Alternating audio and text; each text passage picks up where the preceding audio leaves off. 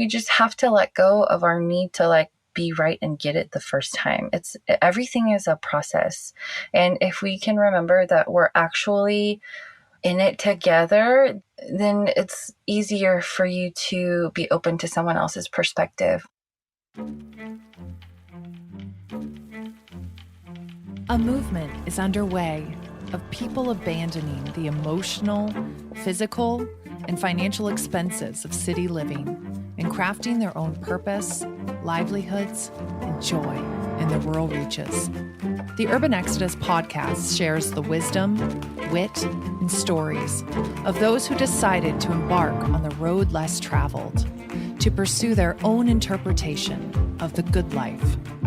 Small business owners, change makers, artists, farmers, and more, working towards building a better future for themselves and their fellow citizens. This podcast is for country dreamers, rural folk, and urban dwellers alike who want to feel more connected to the natural world and the purpose and choices in their lives. I'm Melissa Hessler. Welcome to the Urban Exodus.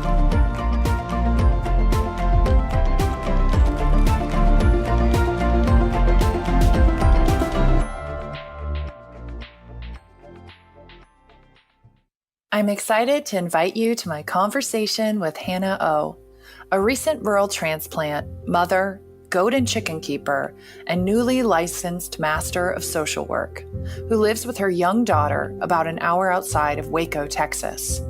Feeling the enormity and the weight of the collective problems we are facing as a society, Hana returned to school to study social work so that she can dedicate her energy and skills towards making tangible, impactful change. We speak on the power of collaboration, why real progress takes time, and her experiences living in rural Texas during such a difficult and contentious time in U.S. history. It is such an important and inspiring conversation. I hope you enjoy it.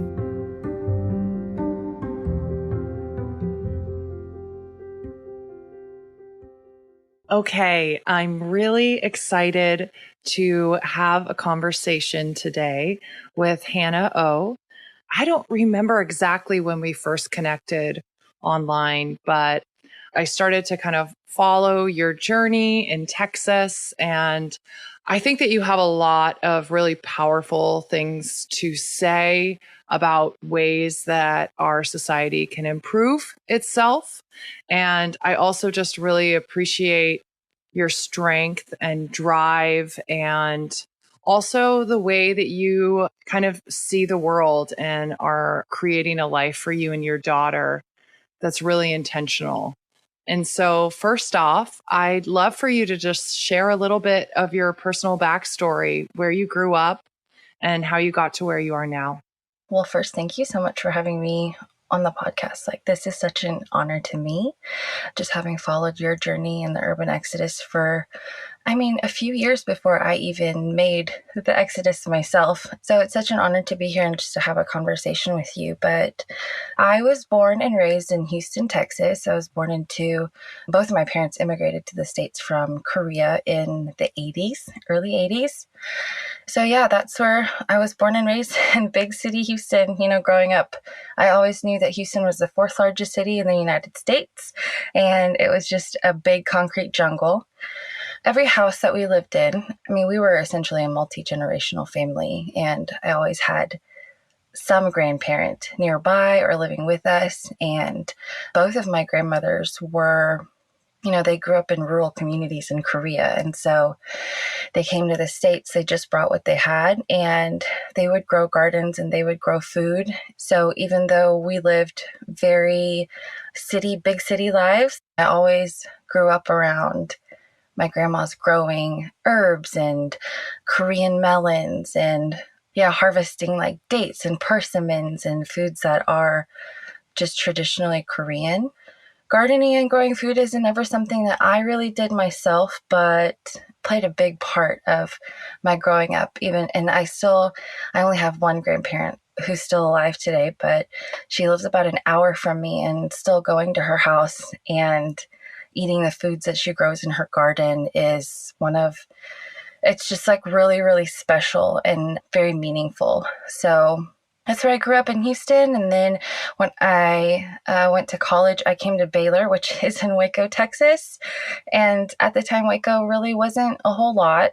I don't know if, I mean, Waco's kind of gotten its place on the map because of It's a certain changed a television lot. show. Yeah. Yeah. Yes. It's grown so much in my time here. And that was in 2004. So then I graduated, and at the time I was involved in a really large church here. Essentially because of the church, I guess, is kind of why I stuck around. But my entire adult life has been lived in Waco. And yeah, gosh, sometimes you don't realize how long your story is until you start telling it, you know? But I stuck around here. I got a job. And then in, I guess, 2014, I met my ex-husband. My daughter was born in 2015.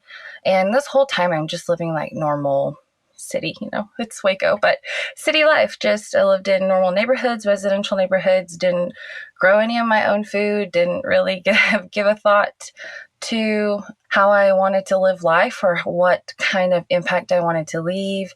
Nothing, just kind of going about my happy, you know, young early 20s life. So my ex-husband actually, he grew up in Cuba, and he would talk a lot about like living on the land, and that's a complicated thing, but he talked a lot about raising animals and wanted us to do that. And that just was never anything I wanted to do with him. And not because the thing isn't the thing I wanted to do, but I didn't want to do it with him. Also, my parents are both from rural areas. I guess my dad eventually did move to Seoul, but they're both kind of from rural communities. And so when I was in about fifth grade, I think my parents started investing in like country properties and wanting to spend more time in rural areas. And so it was like normal for me to be in, quote, the country or in nature, but our lives were still just very much like normal, just city lives. But then after I had my daughter and kind of went through the divorce process, which was really, really complicated, I found myself being, you know, I was in my early 30s and I was a single mom, and I wasn't like using my undergraduate degree, and I was just working whatever jobs were convenient for me, like as a single mom of a young child. My parents had always encouraged me to go back to school to get my master's degree, and I just never really thought I could do it because I don't know how most people are, but when I was in college, I really wasn't thinking about like what life is going to look like as an actual adult. I was just trying to be as free as I could, you know, college, no parents, right? And so I didn't really think about it, and I didn't make the best grades. So I didn't know what graduate program was going to be like, yeah, that girl, we want her. I decided I wanted to get my master's in social work because my undergraduate degree was in communication sciences and disorders, which is essentially just speech pathology, but you do have to get your graduate degree to be an independent practicing speech pathologist. And I just didn't want to do that. But the thing I loved about speech pathology was it's therapy. It's speech language feeding therapy. And so you assess your clients, you help set goals, and then you intervene to help your clients meet those goals. And I was working with children, so I worked with them and their families, and I loved the knowing people, the meeting people, and hearing their stories, learning their needs, and then giving them really practical tools to meet goals so that they can move forward, whatever that looked like for them. And so I was like, well, I like therapy, so there are lots of other kinds of therapies. And I felt like there are lots of ways to become a therapist or a counselor professionally. But as I did research on the various professions, I just felt like social work was kind of where I fit. And so I, went to grad school, and I was living in a house just in a residential neighborhood in Waco, and it was me and my daughter, and, I got into school. I don't have any money to pay for school. I don't want to take out a bunch of loans. What do I do? And so at the time, my parents, or I guess they still have this, but my parents have a ranch that's about like an hour away from town of Waco, like where I lived. And they have this little, like a tiny house, like a guest house. And so I asked my parents, I was like, if I sell my house and use the money from that to pay for school, can we live in your tiny little ranch house, like in your guest house? And so for a while, they're like, yeah, okay, you can do that. But then my dad he's really into like property and investment. And so he's always on sites like realtor.com or landsoftexas.com or whatever it is. And so he happened to be just browsing whatever is available one day, and he saw this property where I live now, my house. And he was like, hey, why don't you go take a look at this? And at the time I thought it was because he and my mom wanted to retire or maybe buy a home more in the city here to be close to us. But I came and I looked at it thinking it was for my parents, and I really just fell in love. It's not a special house. It was built in the 80s and it was terribly ugly and it smelled like cat pee, but it's on about 22 acres of rolling. There's just some hills, and there was already some infrastructure set up here to raise cattle. And something about being here, I finally found the words to describe it. But when I came here, it felt like a part of me had always lived here, and I had been looking for that part of me my whole life. And so essentially what happened is my parents ended up buying this house, and then they were like, oh, you and your daughter can live here. And I was like, excuse me, what? That's what happened. This is my parents bought this place, and my daughter and I got to move in here, and we renovated the house, and that is kind of my journey. And yeah. That's a beautiful story to get to where you are now. I'd love to just pull it back, because I know that you grew up in the very culturally diverse city of Houston, but you did move to a small town in the 4th grade. I'd love for you to share your experiences as a child making that transition and compare that to your experiences now. Yeah, sure. So yeah, in the 4th grade, we moved from Houston to a small town outside of Austin. It's just, I guess, was a part of my parents and they're wanting to escape the big city a little bit. And so we moved there, and this town is completely different today, but back then we were we were just one family out of a handful of non-white families. I was in the 4th grade. I was 9 at the time. I didn't even think to notice that, honestly. But my brother and I experienced a lot of teasing, it's racism, at school, kids literally just pulling their eyes to the sides of their faces, yelling things like ching, chang, chong, things like, I don't know, but I was like, I don't understand what's happening. You don't think that, these are experiences that you think people fabricate. It's so what is it? What's the word I'm looking for? Just so stereotypical.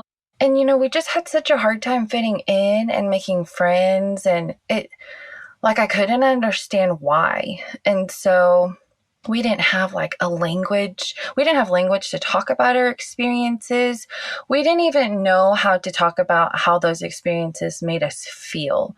And so I don't know how much of that we actually talked about with our parents at the time, but it was very strange. And then I found myself, we only lived there for a year, exactly a year we lived in that small town. And then when we moved back to Houston, I found myself being afraid of the diversity and feeling really uncomfortable. And that you experience racism, even if you don't have language for that, you internalize that. And even though you don't have language for what your anxiety or fears are, that is internalized racism. And when I say internalized racism here, I mean, yes, racism toward myself, but also towards others, internalizing racist ideologies. And so I found myself being really uncomfortable in restaurants with diverse people. And it took me probably until about 5 years ago to actually unpack that. But that was a really interesting experience for sure. Were you raised in the Evangelical church? Yes, I was. Can you share the impacts that organized religion has had on your life and kind of your intentions in the future? Yeah.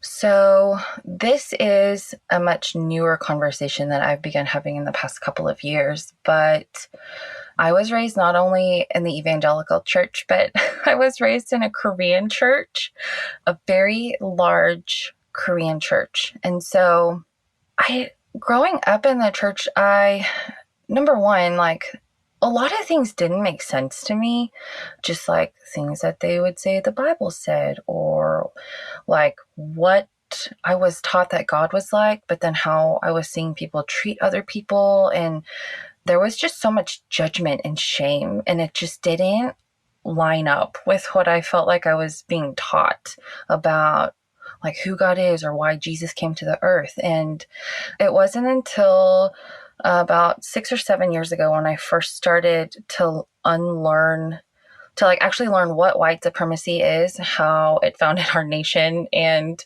how it affects our everyday lives, that I recognized that I was able to accept how Christianity had been used as a tool of oppression and white supremacy. Everything that I felt in church, like I didn't belong, I would never be good enough, you know, my depression and my anxiety and things like that being weaponized against me, and people questioning how often I read my Bible, how often I was praying, how close to God I was, or, what kind of sin is it that you let into your life that you would be experiencing this hardship? Things like that were used against me. I just realized, I was like, wait, it's like all connected. Does that make any sense at all? It does make sense. I mean, I think that anything that people believe in can be a tool, right? To basically have control over people and their ideas. And it's not to say everything in religion is bad. I mean, I think that the community aspect and of religion and people feeling like they have purpose and place and maybe reasoning behind certain things, that can all be really helpful to people. But there are also very damaging parts of organized religions, and talking about those things, I think, is important because it's hard if you are raised in religion and feel like you have the space to question it. Yeah, the questioning piece. That's the thing is, yeah, there was like no room for questions ever. There's only one answer. There's only this way. And if you are questioning it, then you're rebelling. And I will say honestly, I didn't start struggling deeply with like my religious upbringing until it is that I was getting a divorce from my husband, my ex-husband. He was really abusive, and I won't get into that too much, but there was just a lot of gaslighting and manipulating, so much controlling behavior. And after we had separated, I started to try to get back into church. And it was then that I recognized that I also felt manipulated and gaslit and controlled by the church. And so while I agree with you that religion and spirituality are not inherently bad, and I won't say that, but I don't think those things are inherently bad, right? They are. As a social worker, we're taught to see those things as like strengths in people. And I truly do believe that they can be. It's just that my experience of it was so damaging. And then I recognized that I wasn't the only person experiencing these things. There's like a whole global movement of people who have chosen to leave specifically evangelical Christianity, which is a really difficult conversation to have. People don't like to hear that. And of course, I'm not trying to poo-poo on evangelical Christianity here at all. This is just my experience and the lived experience of many, many, many people across the globe. I myself know people who have left that particular faith for very similar reasons. I'd love for you to discuss why you felt called to social work and describe your experiences really working to find creative solutions to the systemic social problems that we face as a nation. Because I think that there are so many ways social workers work. I just find it very interesting, all of the different ways that people in social work can be making real positive change. Social work, as I understood it, even before I got into it, was just that social workers are the people in society that see and hear things that other people don't see and hear, and then work to address gaps that exist and to help give people tools on an individual level, but also on systemic levels to like move toward a collective solution. That's just kind of how I always, and I can't really tell you where I got that thought, like where I got that idea, where I picked up that that's what social workers were. But then as I got into my program and into the profession, that's really what I found to be very true. I feel that social workers try to see and to hear from all perspectives, to put action to dreams and to hopes, and through just even like kindness, interpersonal kindness or interpersonal just offering grace or space for people to, working to impact policy on legislative levels. I mean, I don't know, social work is so expansive, really, and there's no one way to like describe it, or there's no one way to say this is what social workers do. But I really do feel like social work is maybe more of a perspective on how we see the world and the people in it. Calling all small and rurally based business owners. Do you love Urban Exodus and want to help support our continued programming? Become a founding partner of the new Urban Exodus shop. You can reach an engaged customer base who believes in supporting farmers, makers, artisans, and small business owners in rural economies. We are looking for culinary delights, home goods, body goods, art, textiles, adornments, more. We just are really interested to see what you're creating and try to help you get it out there to a larger audience. And we're looking for vendors who make quality products, who pay a living wage, and who run sustainably minded operations. And if this sounds like you and your business and you want to learn more, please click the partnerships page on urbanexodus.com. Well, and you are actively listening, right? And from that listening and research, then you're trying to think up creative solutions for those problems, right?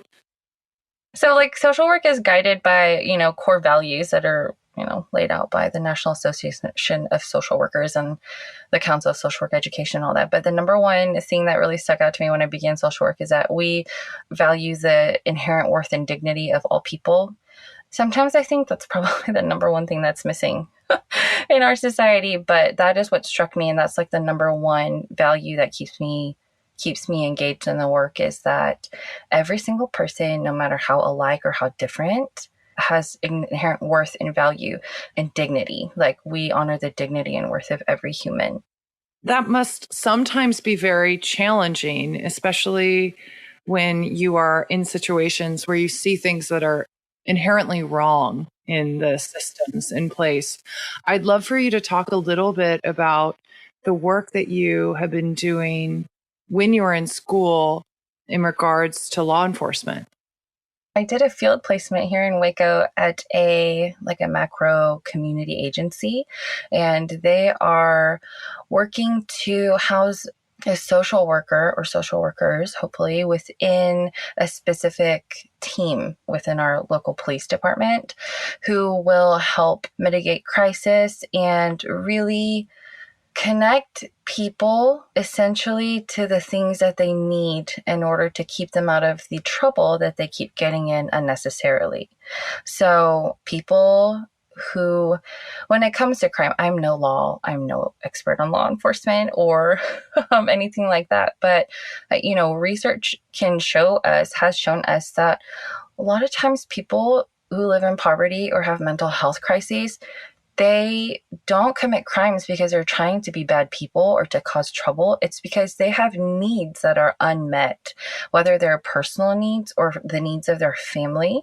And so what the goal of this position is eventually to get to like a the goal is to build a co-response team, like a crisis co-response team between mental health workers and law enforcement. But this is just the first step, to house a social worker there who can help assess, I guess, what they call a frequent flyer, someone who's not necessarily committing a crime, but is causing a disturbance in the community, to try to get that person to assess what they really need and to get them connected to places in the community where they can have those needs met. It makes so much sense to have like a first line, a first person that you speak to before it goes directly to this one way that we've dealt with, problems that arise. Every problem, really, it's just like anything that is going wrong. There's like those 3 numbers that you dial and supposedly everything's going to be fixed. And there's such a range of needs. That's really, really good work. The work that you do obviously is not easy. I'd love to know what really drives you to keep you going and navigating through the really difficult times and the inevitable roadblocks that are put in your way. This is actually something I've been asking myself a lot these days is, how are you not going to burn out? And honestly, and I hate saying things like this because it sounds so trite sometimes or like so cheesy, but honestly, it's when I look into eyes of people, like whoever it is. My current job is in foster care and adoption. I'm just getting started, but anytime that I've met with a family, when I look into the eyes of the child who is in that home, who I am working to serve to make sure that they're safe and taken care of, to make sure that they are not just surviving, but thriving if possible in whatever horrendous situation they find themselves in. That's what makes it worth it. And it's not even just children, it's anybody, any person who has a need, who is asking for help.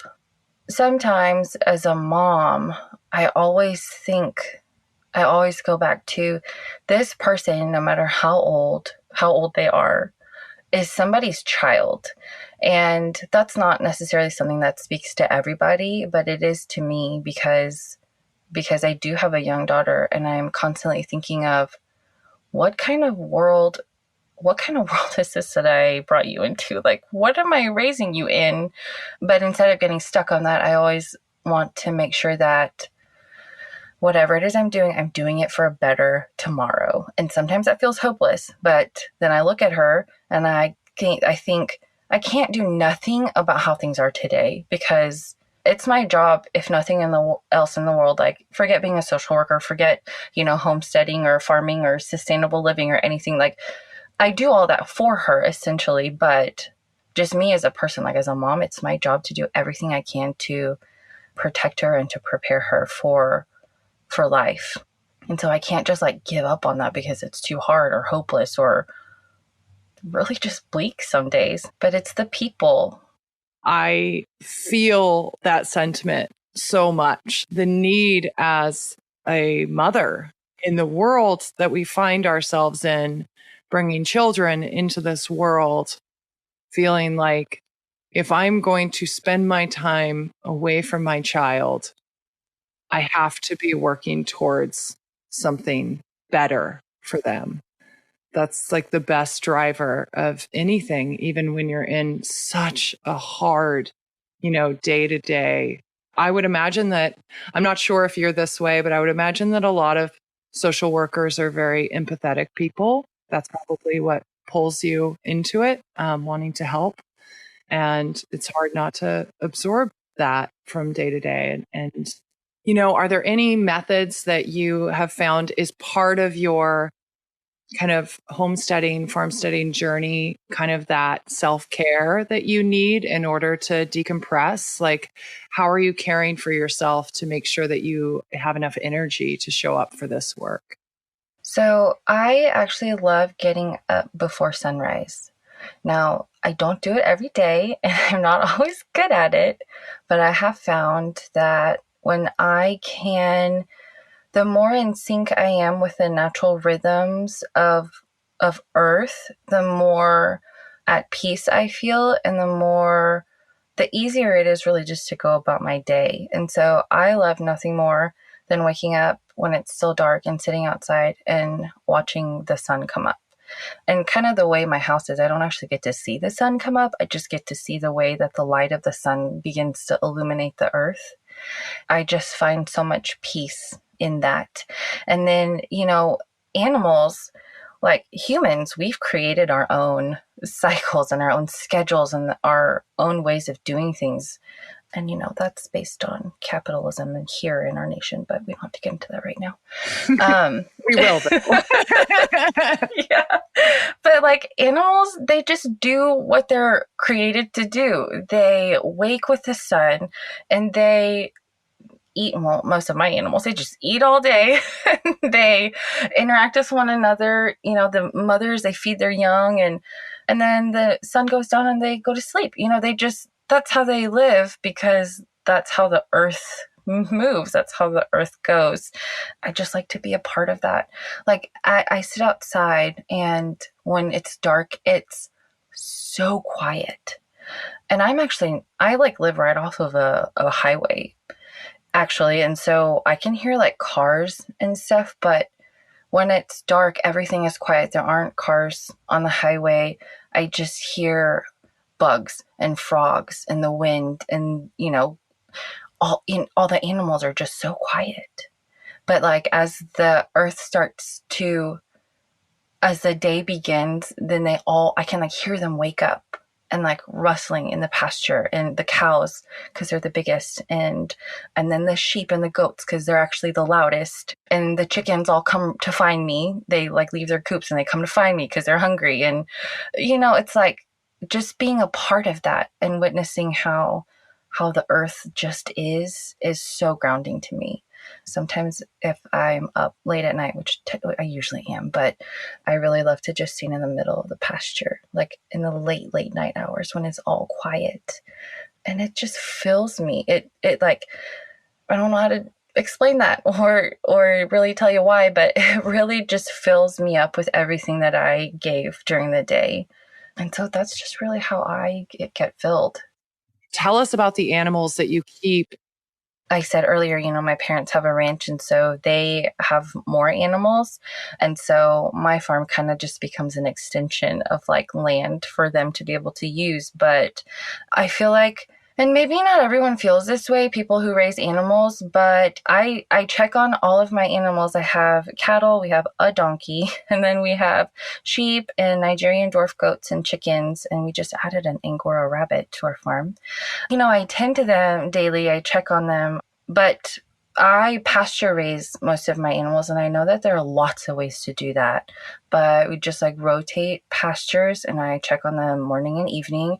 And if there's ever a serious problem, I have the privilege of being able to call my dad and say, "Hey dad, something's wrong that I can't fix, or like I don't know how to take care of."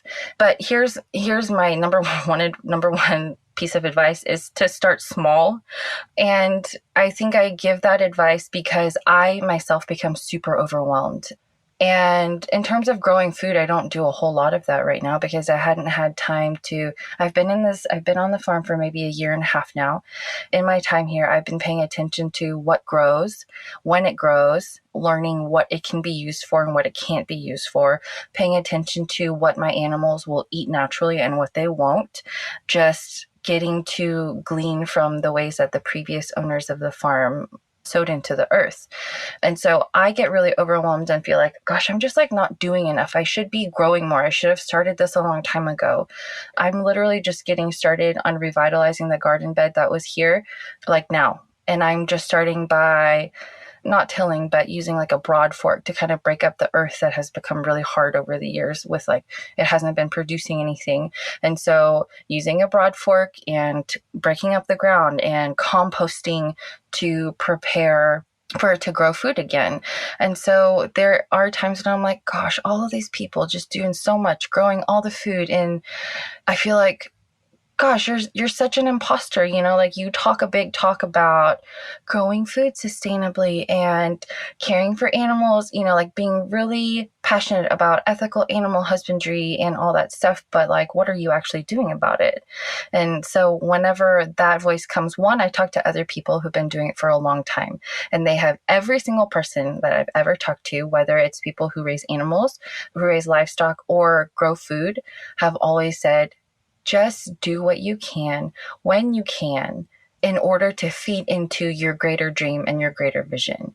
So I don't want to just start like sowing a bunch of seeds and start trying to grow things just to do it, to say that I'm doing it. I want to make sure that my land is healthy. I want to make sure that I'm starting with a strong foundation so that I can spend the years to come continuing to build on that instead of having to go back and to correct things because I did it in a hurry, all for the sake of being able to say, oh, I'm doing something about it, And so that's just, you start small. And I honestly, I feel like I've heard that so much, even just on your podcast from like other people, is you do what you can when you can, and you just keep going more forward as you can. And you're always learning and you're always going to screw up. And honestly, that's kind of the beauty of it. It's like this lesson for like all of life that you're seeing like in real life. Your hands are in the soil and you're like, God, why didn't I get any tomatoes this year? I worked so hard on it. And last year the tomatoes were great. And like just not being too hard on yourself. In your opinion, because you're constantly looking at your life and ways that you can work towards making positive, impactful change. Say someone's based in a rural area and they really want to work towards making some really good, impactful change in their communities. What can they do on a local level? What advice would you give them on ways that they can get engaged and get things done? I also feel like an imposter saying this because I'm also just now getting started in doing things like this too. But within my community, I literally have just started to like sit in on town hall meetings, like Waco town hall meetings, when the city council holds special interest meetings or whatever. I listen to what the people are saying. I try to understand why they're coming from it from that perspective, and speaking up whenever I feel that it's appropriate. And I think that the thing with change makers, that's just like what I want to do. Is like, I just want to be this change maker. Change takes time. And as somebody who is like desperate to see so much change, that's the most infuriating thing that you can hear.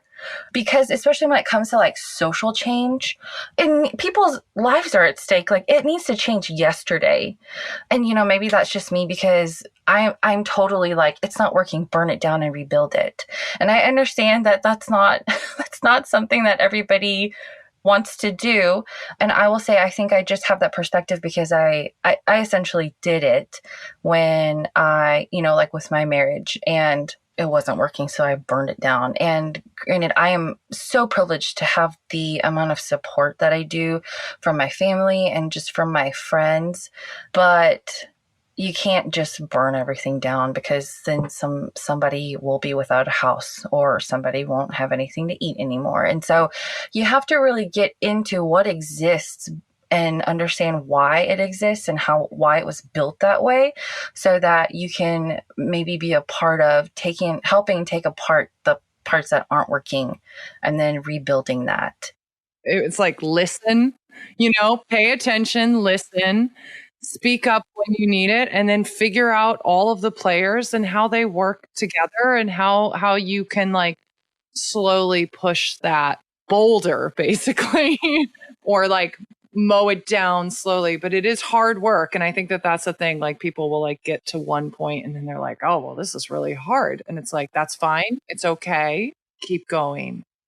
I'll say the most encouraging thing or the most helpful thing is you have to realize that no matter how alone you might feel in whatever it is you're trying to achieve, you're like never alone. There are so many people probably right around us that are working to achieve similar, if not the exact same goals. We just don't know each other yet. And then that's when you can re-envision yourself, or you'll hear of people who've been doing what you're trying to do for decades, honestly. Decades. And I think on one hand, that could be discouraging. Like, you've been doing this work for decades and we're still here. On the other hand, it's so encouraging because these people have the vision to keep going for decades because they see how and why it's worth it. And so I really feel like it's in community. It's in making connections. That's where our strength lies as change makers. I mean, Texas has been at the front and center in the news as of late. And I'd love to hear your perspective as a Texan on the current legislative decisions that are being made in your state by lawmakers. And as a social worker, how those new laws will really impact social equity in your state. Yeah, this is a heavy one and still a little hard for me to talk about in any kind of like educated or thoughtful way because I'm so angry. It starts with, it started last winter when when Texas froze over. The more and more I hear about the changes that are happening, it really is about just one definition of rights and one definition of freedom, which inevitably in our nation leaves people in poverty, people of color behind, and hurts people who need the most help. And I think there's even such a stigma around the word help that I've recognized as I've gotten deeper into the social work profession. But needing help doesn't mean that you did something wrong or that you aren't incapable of something. It just means that the circumstances that you have are not right for meeting the needs that you have. I just think that, like with lawmakers, I don't know each lawmaker that we have, you know what I mean? I don't know our governor personally, but what I do know about people is that people will fight for their idea of what is right, regardless of how it hurts other people, as long as it doesn't hurt them. And so, especially regarding the abortion legislation, we're here fighting for, there are like, and this is horrible, maybe this needs a content warning, but we're talking about like incest and rape victims. We're talking about children who experience horrendous trauma. And this, legislation is saying, oh, well, a baby is a baby. So, like they have to have their baby. And I understand that's not a very gracious way to say that. But you work in the foster care system. You see abuses of this manner probably and know that this can happen. Children getting sex trafficked who are impregnated and then have to keep their babies. I mean, this is something I've seen firsthand. Maybe your niece wasn't sold into sex trafficking and got impregnated by a rapist, but that happened to somebody. And like, does that not matter? And so I think it really just comes back to like people thinking that they know what is right. And that's kind of, if I could change one thing in our nation, it would be to help people understand that there's really just no one right way to do or to think. Because I feel like that's where so many of our problems stem from. And I think this is just another example of that. Like, let's talk about rights, for example. People want to talk about rights of the unborn. Okay, so sure, if a fetus is a baby and they're a human, then sure, they have rights. But also the person carrying them also has rights. And so then a person is just determining whose rights they think matter more. We want to talk about gun control laws. Okay, so people want to say somebody has a right to carry a gun wherever they want to, but like, what about our children who have the right to feel safe wherever they are, but can't because of just unconscionable amounts of like school shootings we have because people don't want to legislate gun control. And I know those are two those are like two of the most polarizing topics, but those are like the biggest points of legislature here in Texas that our people are being affected by. Yeah. And they're real drivers of how people vote too. What I love about you and the world that you see in your mind, you're a visionary. You're trying to find solutions for ways that we can kind of correct what's really wrong and kind of rotting this country from the inside out. And I feel like that is really like stepping into this more of a collective consciousness view. And I'd love to get your thoughts on, collective consciousness and what that means to you and what a system like that could look like. So I guess to me, collective consciousness just means that everyone makes the intentional choice to be aware of things that, I guess, just aware of other people, honestly, is what I feel like it comes down to for me. Aware of your neighbor and where they came from and why they're there, where they are today, and where it is that they're trying to go and how they're trying to get there and why they chose that way. All of these things, because everybody has a different story. If we can just choose to put the work into, honestly, being aware, it takes work, then it's a lot easier to not just exist alongside one another, but to actually live life. What advice, because I know that you kind of landed in that particular community because you found a house and a place that felt like home. But do you have any advice for folks who are currently living in the city who really want to leave, but they don't know how to choose a community or a location that feels right for them? What steps would you suggest they take to set themselves up for a successful transition? Okay, this is maybe not the answer you're looking for that people will want, but I think you have to start with knowing who you are and what you want and why. Because if you are not clear on those things, then you can look and look, you can visit community after community, you can meet with person after person and still not find what feels right for you or what might work for your family, because you don't really know what it is exactly that you're looking for. And so maybe that's annoying, because that's, maybe that's an annoying answer, but I feel like that's what you have to do first. And then honestly, it's all about people. It's about community, building connections. I mean, I think one of the most beautiful things about your urban exodus community is how did we even get connected? Instagram, I talked to like so many random other homesteaders just on the internet, but have learned so many valuable lessons from them because of the way that they choose to share their lives. So it's all, whether you do that through Instagram, I don't know, or just get plugged into, like today at the farmer's market, I took my daughter to the farmer's market and I met this new young couple who was like selling wheatgrass and microgreens. And I just started a conversation with them about where they live and what they grow and why and how. And then, they told us about the other person down the stand, like 5 feet down. And so it's just really, however you meet people or make connections, you can do that. And then you'll eventually meet somebody who says something that sticks with you, or somebody who feels like your family. I think that's a good place to start too. I just wanted to give an enormous thank you to all of you listeners who have made contributions toward the production of this podcast. Every season, I spend about 100 hours preparing, writing, editing, interviewing, and distributing the podcast. And I have hard costs for my editor and for those hosting fees. And it really means so much to me that you find enough meaning and value in this podcast to pledge your support and to keep it going. And if you haven't had a chance to contribute, we've made it really easy for you. Just click the support button on the top of Urban Exodus website and pledge any amount that you like. Thank you again. I really couldn't continue to do this work without you. It's like that idea of manifesting something. It's being very, very clear to the point of like writing it down.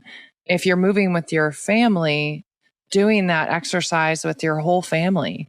So you really have clear intentions. And so it feels like a family decision. And it isn't just, maybe one person's decision, because that could really resolve like problems down the line if somebody feels like they weren't listened to in that process. How do you balance and structure your days to balance your work life and your home life? As a single mom, you play a very active role in your daughter's life. And I'd love to just get the way that you balance it all. Well, first of all, I have to say that I do have an incredible amount of support from my parents. I'm only able to work and do what I do because my mom can pick my daughter up from school after school every day. But for me personally, I start with the early morning. Like I said, not every day, but I get up in the morning so that I have time for myself to ground myself. And then I have to make sure to connect with my daughter. Otherwise, our morning will be hellish. But like, I intentionally wake her up. We have like our routine that we do so that she knows what to expect. And it doesn't always work. And honestly, it backfires about 80% of the time. But I just figure with time and consistency, it will help. But we have our morning routine, and then I take her to school, and I work all day. But then at 5 o'clock, I leave and I go pick up my daughter at my parents' house. They live about 20 minutes away from me. I make sure it's all about reconnecting. And so sometimes that's really hard because kids, after a long day of school, she's only 6, she's in first grade. So, kids melt down after school when they're tired. And it's always about that connect point. And I guess my day really does revolve around my daughter because she's my family. How much time do you spend a day caring for your animals, would you say? So, like, just chores, making sure everybody has food and water, making sure nobody's sick or injured, probably an hour in the morning and an hour in the evening. But that's just like doing what, and that's aside from like clipping hooves and, deworming and all that stuff. Like, all of that other stuff takes probably at least, for me anyway, it takes like 2 hours every Saturday doing extra things like hooves, deworming. Yeah, I think that's something people don't think about when they keep animals is the time commitment and the kind of tethering that you have to your home. Yes, yes, you cannot go anywhere. So that's another thing. Make sure you really, you really, really, really are committed to your life, or you have like a community who can support you and come around you when you need to get away. Because yeah, it's a big commitment. But I mean, if I just come back to like every day and my daughter and the rhythm of that, like we come home and we connect and we have dinner together, and she goes to bed, and then I do evening chores on my own. And that's another thing. I do try to involve my daughter in the caring for animals, but that honestly just takes place more on the weekends because just the structure of our lives. Like I don't have time to be including her in all the morning chores and all the evening chores because she has to go to school and I have to go to work, all that kind of stuff. And then I will do my evening chores, and then I'll just do my extra like hanging out with the animals in the pasture in the evening. But it's like I guess I just have a time for everything. So that's a short answer to that really, really long story. As a member of the AAPI community, I know that the last 2 years have been particularly hard and upsetting. And if you're open to it, I would love for you to speak from your personal experiences being an Asian woman in the United States, what the last 2 years have felt like for you.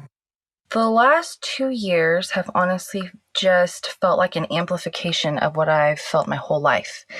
And that is just that, I mean, like as an Asian American person, I pretty much felt invisible until I was different enough to be excluded or discriminated against. And I don't know that I have a better way to explain that further, but and of course I couldn't speak for everyone's experience, but just me personally, it's like I was like too American to be really included in the Korean community, but also just like a little too different to just be a part of everybody else. And that's probably because the later part of my life I spent majority in predominantly white spaces. And people, they want you when you can help them, but then if something bad happens and they can blame it on you, they're going to do it. And so specifically was, gosh, I feel like this is an individual conversation in and of itself, but I really came to have to like reckon with the model minority myth and recognizing the effects of that on anti-Blackness in our nation. And I'm not being very articulate about this, but I just have still felt kind of invisible until something bad happened. And this is a very nuanced conversation, but I have honestly felt kind of stuck. And I do not say this as a complaint or anything like that. I'm saying this matter of factly, but because of the rise in anti-Black racism in our nation and the rise of like white supremacy, and then there was all of this, like the Stop Asian Hate movement, I am like wholeheartedly pro-Black and I will always say Black Lives Matter. Like, I don't have any problem aligning myself with the movement or with the statement or with the sentiment at all.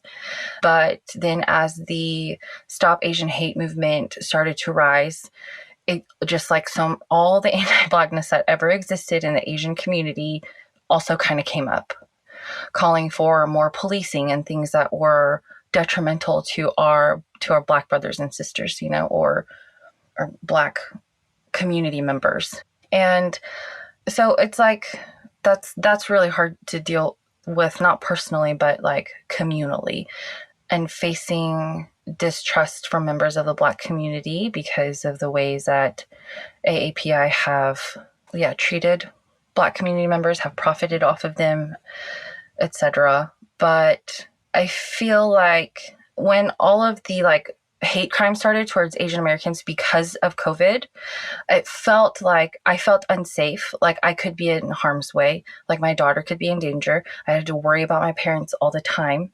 What are they going to experience?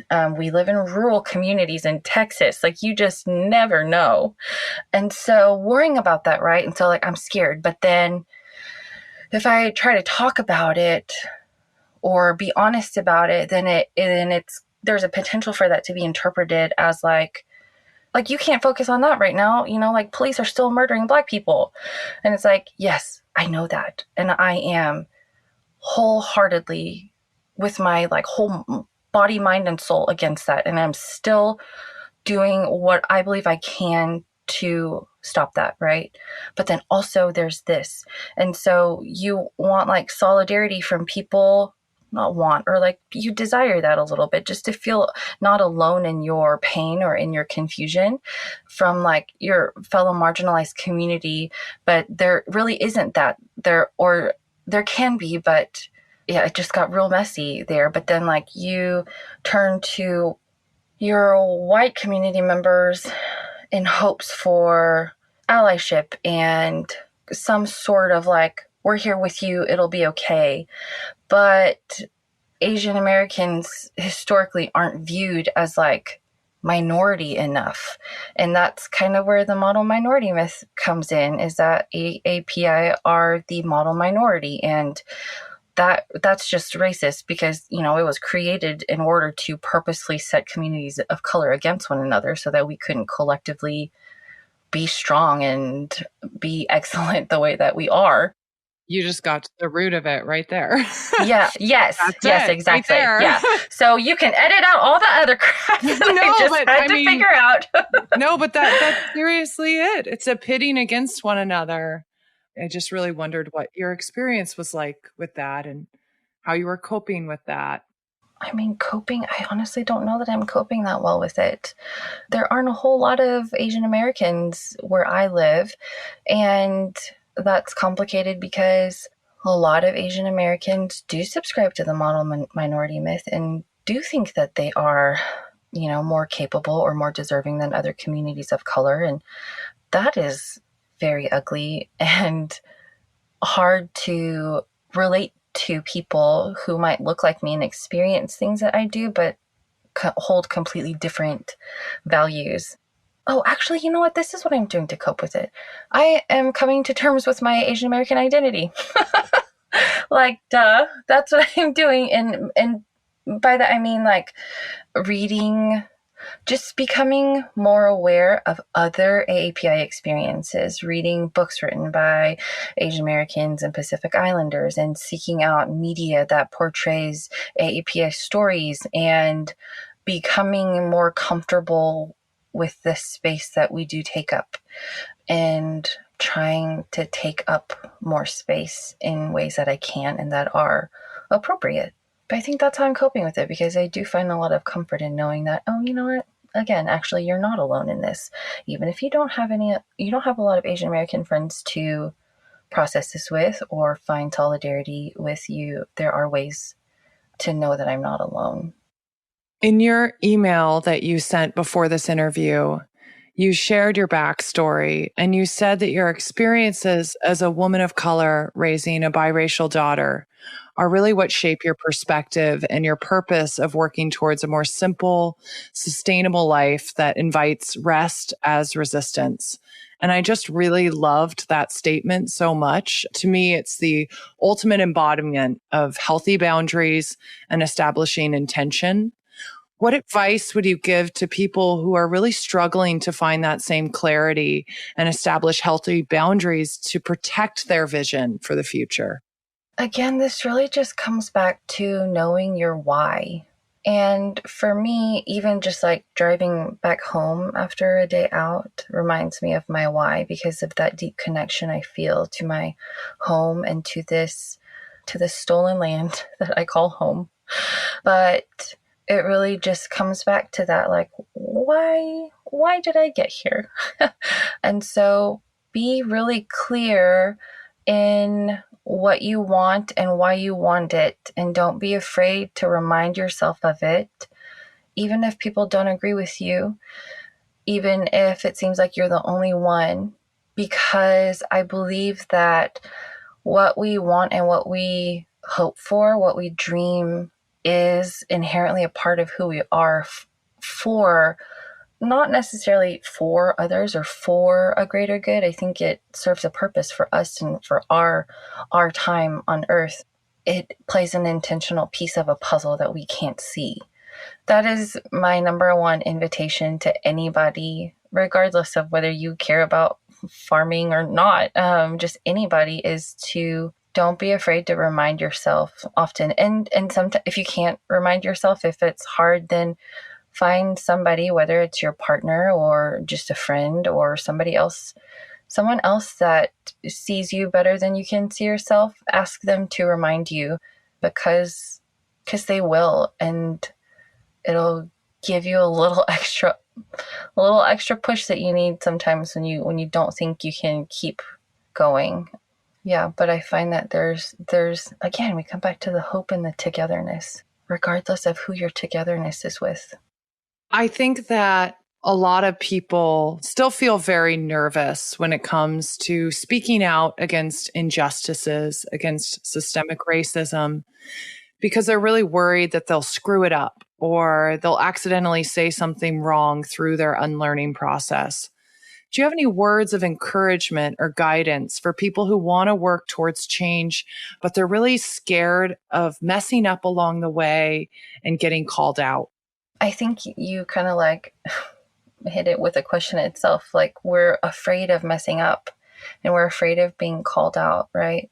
I think the number one thing is to, if we are, I don't leave myself out of this, committed to unlearning and to move forward for a collective liberation, then we have to be okay with just like not having the answers. And I think that's so counterintuitive to just society and what we've been conditioned to believe, because messing up is not okay, or you have to be so sure about something before you say it because you can't change your mind. We can change our minds. We're allowed to change our minds with more information. I would say just be open and humble. And Alyssa, you are probably the best example of that I've encountered. But just understanding that you're not going to get it all right. And the point isn't to get it right. I mean, we're working toward, fighting for liberation, fighting for a more like healthy earth and life is not, that's not about being right. That's about a greater good. And so we just have to let go of our need to like be right and get it the first time. Everything is a process. And if we can remember that we're actually in it together, then it's easier for you to be open to someone else's perspective. That's such a great answer. What legacy do you want to leave behind for your daughter and for future generations? I want to leave behind, I don't know how to word this exactly, but just an invitation. I want to leave behind an invitation to be a part of something that is bigger than yourself. That's beautiful. Hana, it has been such an absolute pleasure to speak with you. From speaking with you just in like DMs on Instagram, I just knew that you were such a wise and really evolved human being, and you are able to really listen and see and try to find solutions. And I so appreciate you sharing all of that wisdom and exploration and discovery and learning that you've done in your life. I think that just by hearing other people's stories of doing that, it really helps guide us and make us feel like, okay, it's okay. I hope that someday I get to meet you in real life. Yes, I would love that. Thanks so much for having me. Thank you for listening to my conversation with Hana Oh. I so appreciate the way Hana uses her compassion, energy, and intention to work towards impactful change on a local level. I got goosebumps when she shared her vision for the future. A world where anyone can walk down the street at any time of day or night and feel safe. Yes, 1,000 times yes. I also really appreciate her approach to transitioning to rural living by moving slowly and not rushing into trying to do or master all of the things at once. I think it's really easy to jump into rural life and want to get all the animals and grow all the food and do all of the things. But there is really something to be said for observing and moving slowly with intention and listening. I hope her words were inspiring to anyone who feels overwhelmed by the enormity of the problems that we face. I encourage you to think about ways you can make a small impact in your own way, using the skills and connections that you have. We all have a part to play in making a better future. You can see photographs of Hana's farmstead, animals, and land on our blog by visiting urbanexodus.com.